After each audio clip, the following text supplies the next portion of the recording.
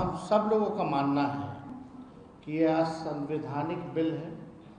साफ तौर पे आर्टिकल 26 जो हमारे संविधान में है, इसका ये उल्लंघन करता है। इस बिल में जो भी पार्टियां थी जो अपने आप को सेकुलर पार्टियां कहती हों या सेकुलर नेता कहते हों, उनका पर्दाफाश जो है हुआ है। हमारी सरकार आने पर किसी भी कीमत पे इस बिल को हम लोग बिहार में लागू नहीं होने देंगे। कूड़ेदान में ये बिल को फेंका जाएगा हमारी सरकार जब बनेगी। वक्फ बोर्ड अमेंडमेंट बिल जो पार्लियामेंट में इंट्रोड्यूस किया गया, उसको लेकर के आज हम लोग जो है प्रेस कॉन्फ्रेंस रखे हैं और आप सब लोग जान रहे हैं कि राष्ट्रीय जनता दल ने इस बिल का जो है, चाहे लोकसभा हो या राज्यसभा हो, कड़ा विरोध हम लोग ने किया। इस बिल के अगेंस्ट हमारे सारे सांसदों ने वोट किया और हम सब लोगों का मानना है कि यह असंवैधानिक बिल है। साफ तौर पे आर्टिकल 26 जो हमारे संविधान में है, इसका ये उल्लंघन करता है। और ध्रुवीकरण की राजनीति भाजपा के लोग देश को तोड़ना चाहते हैं, बांटना चाहते हैं। और जो असल मुद्दे जो है बेरोजगारी का, महंगाई का, पलायन का, देश की आर्थिक स्थिति का, इससे जो है गरीबी से मुद्दे से, इस असल मुद्दे से ध्यान भटका करके अपनी राजनीति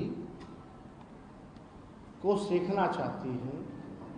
और आरएसएस और भाजपा के लोग संविधान विरोधी इसलिए हैं क्योंकि लगातार संविधान का उल्लंघन किया जा रहा है, क्योंकि ये लोग अपना नागपुरिया कानून को जो है लागू करना चाहते हैं पूरे देश में।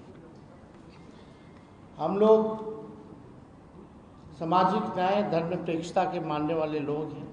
नीति, सिद्धांत, वसूल की राजनीति करते हैं। सत्ता में रहे ना रहे इसकी हमको परवाह नहीं, लेकिन हम लोगों ने आज तक अपने विचारधारा से कभी भी समझौता हम लोगों ने नहीं किया है, ना करेंगे और इस लड़ाई को जारी रखेंगे। माननीय मुख्यमंत्री जी अचेत अवस्था में हैं, उन पे हम कोई टिप्पा टिप्पणी नहीं करना चाहते। उनकी स्थिति को देख के हमको चिंता हो रही है। लेकिन इस बिल में जो भी पार्टियां थी जो अपने आप को सेकुलर पार्टियां कहती हों या सेकुलर नेता कहते हों, उनका पर्दाफाश जो है हुआ है। और ये दिखाता है कि ये लोग केवल अपने कुर्सी के लिए, अपने स्वार्थ के लिए राजनीति करते हैं, ना कि देश की जनता, एकता या कोई विचारधारा की राजनीति करते हैं।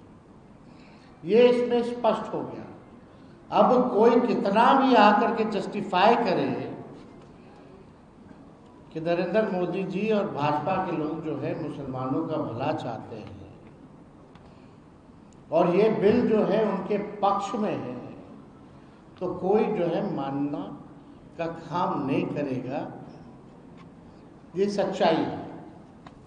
तो हम आप सब लोगों को बताना चाहेंगे, सूचना देना चाहेंगे कि जिस प्रकार से आरक्षण की लड़ाई, पिछड़ों का, अति पिछड़ों का, दलित आदिवासियों का जो हम लोगों ने 65% बढ़ाया था, जो बीजेपी आकर के रुकवाने का काम की साजिश के तहत आज ये कोर्ट में है और हम लोग कोर्ट चले गए, यानी आरक्षण की लड़ाई के लिए हम लोग कोर्ट गए, सदन में भी आवाज़ उठाया, सड़क पर भी उठाया।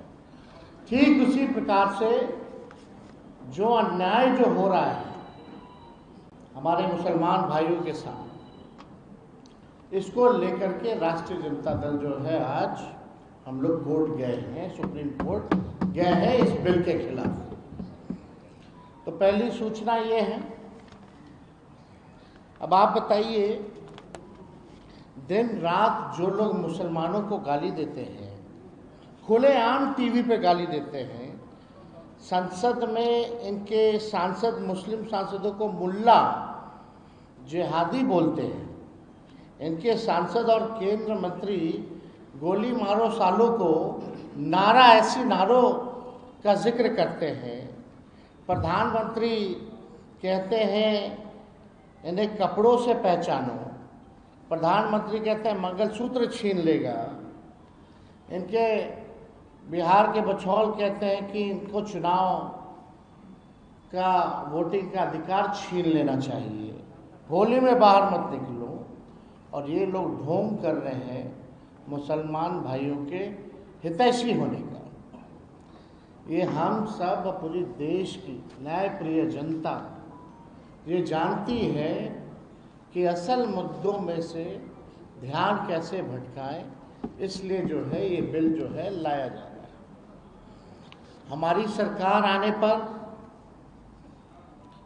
किसी भी कीमत पे इस बिल को हम लोग बिहार में लागू नहीं होने देंगे, किसी भी कीमत पे। कूड़ेदान में ये बिल को फेंका जाएगा हमारी सरकार जब बनेगी। और मैं दलित भाइयों से, हिंदू और पिछड़े अति पिछड़े हिंदू भाइयों से कहना चाहता हूं कि ये आरएसएस, बीजेपी दलित, पिछड़ा, आदिवासी को सामाजिक, राजनीतिक, आर्थिक, शैक्षणिक और धार्मिक रूप से मुख्य धारा में दूर करने की दीर्घकालिक प्रोजेक्ट है। यानी ये नहीं चाहते हमारे जो हिंदू भाई हैं, चाहे दलित हों, आदिवासी, पिछड़ा, अति पिछड़ा, अभी तो मुसलमान निशाना, लेकिन असल निशाना दलित है, पिछड़ा है, आदिवासी है, अति पिछड़ा है। ये लोग नहीं चाहते कि मुख्य धारा में जो हमारे पिछड़े हिंदू हैं, दलित हिंदू हैं, आदिवासी हिंदू हैं, ये मुख्य धारा में ना आए, इनको रोकने की साजिश है। इसलिए आपने देखा होगा 65% आरक्षण भी इन्हीं लोगों का इस एनडीए की सरकार ने हम लोगों की मांग की अनुसूची 9 में डालने का कैबिनेट से हम लोगों ने भेजा था, लेकिन नहीं किया। और मुसलमान के नाम पर, मुसलमान के साथ साथ ये मंडल वाले हिंदुओं का अहित और नुकसान करना चाहते हैं। मुसलमान ही नहीं, इसका निशाना दलित, पिछड़ा, सब लोग हैं। आप लोग लगातार देखिएगा, गरीबी सबसे ज़्यादा, बेरोजगारी सबसे ज़्यादा, पलायन, ये कौन? ये पिछड़ा है, दलित है। इनको आपने नौकरी के लिए क्या किया? मुख्य धारा में लाने के लिए आपने क्या किया? हमने विधानसभा में आंकड़ा दिया था, 0.5% का भी आधा अति पिछड़ा और दलित समाज का ना डॉक्टर है, ना इंजीनियर है। ये बिहार में ये स्थिति है। आप इनके लिए क्या योजना ला रहे हैं? इनको कौन आगे बढ़ाएगा? इनको कौन मुख्य धारा में लाएगा? इसलिए हमारा स्पष्ट रूप से हमारा मानना है कि मुसलमान के बाद तो ये ईसाई, सिख, सब पर ये हमला बोलेंगे, लेकिन खास तौर पे जो मंडल हिंदू हैं, जिनकी 80% आबादी है, उस पे ये लोग जो है निशाना जो है टालने का काम करेंगे। इनका आगे का फ्यूचर का इनका प्रोजेक्ट है। तो ये वक्फ बोर्ड को लेकर के हमारी पार्टी का, हमारे राष्ट्र अध्यक्ष जी का स्पष्ट है, ये गैर संवैधानिक है। पार्लियामेंट में जिन लोगों ने इसका समर्थन किया है, इस बिल का, आने वाले चुनाव में इन लोगों को झेलना पड़ेगा।